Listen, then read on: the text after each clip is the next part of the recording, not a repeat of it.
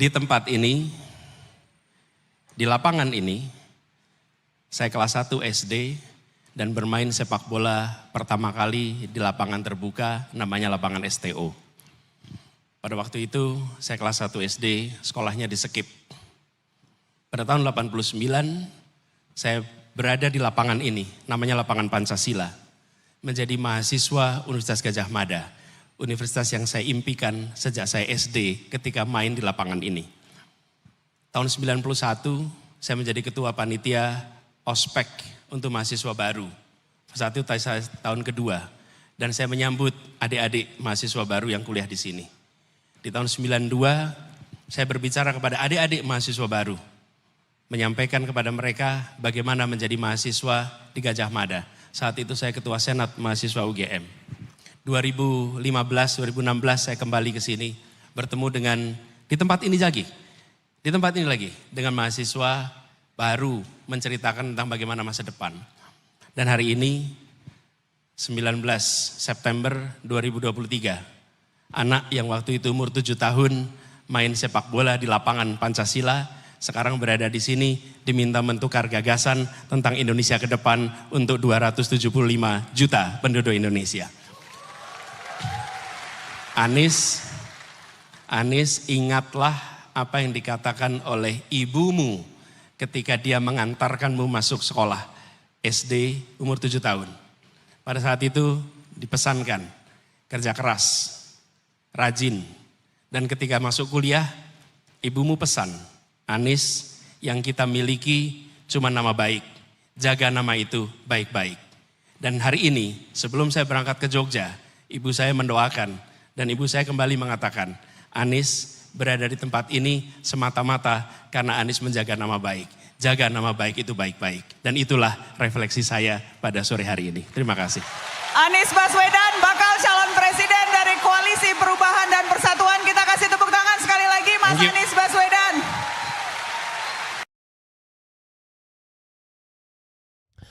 Assalamualaikum warahmatullahi wabarakatuh.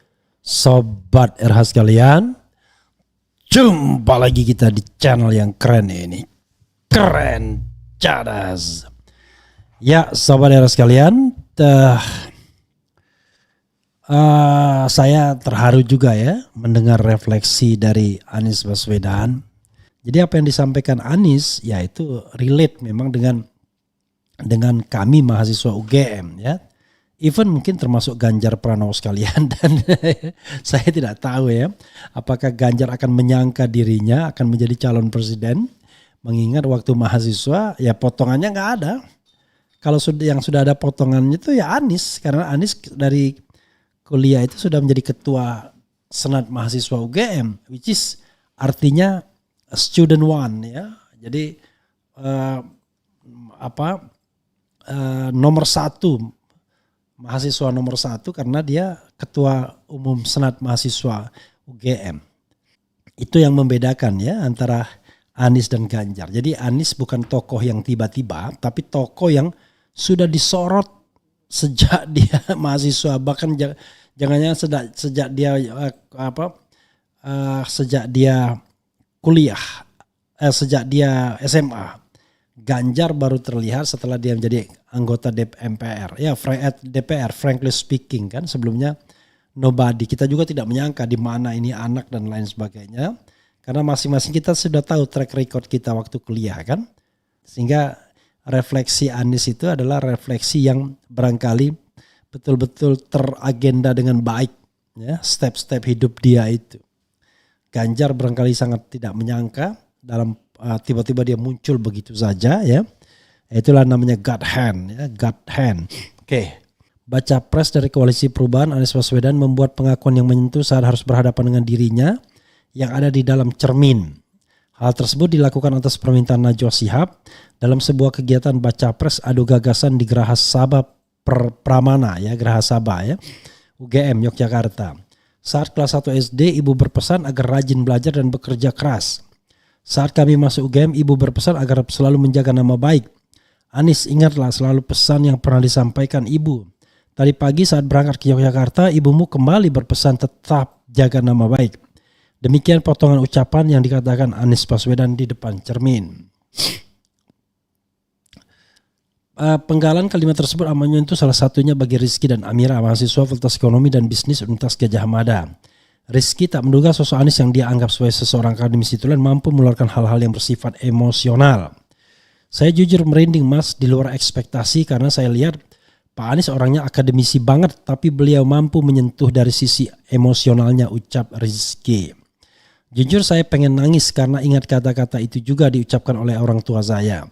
Jadi relate gitu, kayak harapan orang tua itu ada dan selalu memotivasi kita semua untuk terus maju, sambung Amira. Selain itu ada juga Wahid yang merasa amat terhubung dengan kalimat Anies saat di depan cermin bahwa begitulah pesan ibu kepada anak laki-lakinya agar mereka bisa sukses dimanapun berada.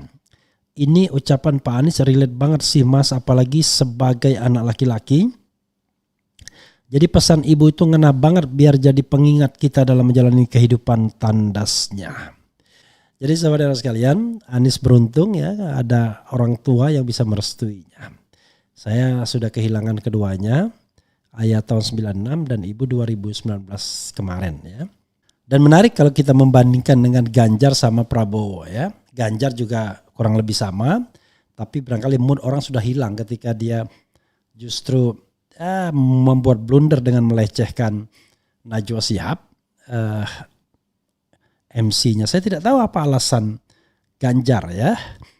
Kadang-kadang ketika dia berhadapan dengan seseorang ingin terlihat dia overpower, dia tunjukkan bahwa lu kalau mau jadi hebat jangan jadi MC dong. Jangan jadi jurnalis dong, jadi kayak gua, jadi politisi, jadi gubernur. Mungkin begitu maksudnya ya. Dia ingin membandingkan karena Najwa Shihab sama-sama fakultas hukum. Kok cuman jadi begitu-begitu doang. Gua bisa jadi anggota DPR, bisa jadi gubernur dan bahkan calon presiden. Mungkin itu yang secara di bawah alam sadar Ganjar ingin diucapkannya. Dan mungkin juga kalau ketemu saya juga begitu barangkali dia, atau ketemu orang-orang hukum lainnya. Lu boleh lu merasa hebat. Tapi gue gubernur, gue anggota DPR dan gue sekarang calon presiden. Maybe ya. Karena hal tersebut saya tidak lihat pada Anies Baswedan. Kenapa saya tidak lihat? Begini sederhananya, Anies itu sudah unggul dari dulu daripada teman-teman generasi kita ini.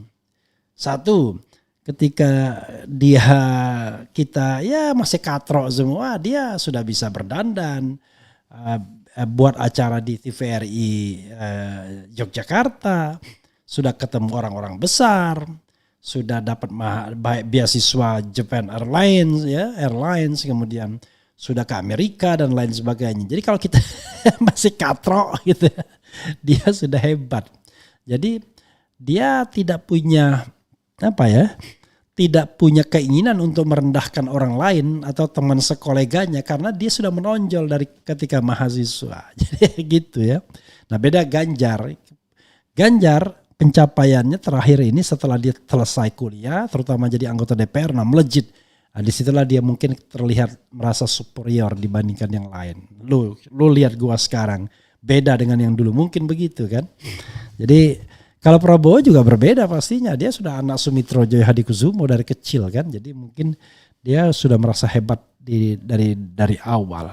Tapi ya itu sekalian penilaian ya. Assalamualaikum warahmatullahi wabarakatuh. Ciao.